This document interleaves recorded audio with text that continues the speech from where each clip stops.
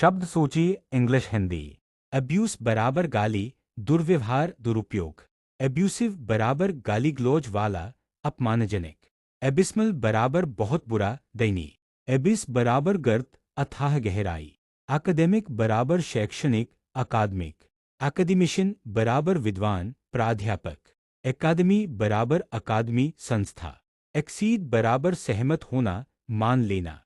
Accent बराबर उच्चारण लहजा। एक्सेप्ट बराबर स्वीकार करना। एक्सेप्टेबल बराबर स्वीकार्य। एक्सेप्टेंस बराबर स्वीकृति। एक्सेस बराबर पहुंच, प्रवेश। एक्सेसिबल बराबर सुगम, पहुंच योग्य। एक्सेशन बराबर गद्दी पर बैठना, प्रवेश। एक्सेसरी बराबर सहायक, सहयोगी वस्तु। एक्सीडेंट बराबर दुर्घटना। एक्सीडेंटल बराबर आकस्मिक, संयोगवश। एक्लेम बराबर प्रशंसा करना, सराहना करना। एक्लमेशन बराबर जयघोष, तालियां। एक्लाइमेटाइज बराबर अभ्यस्त होना, अनुकूलित होना। एकोमोडेट बराबर स्थान देना, ठहराना।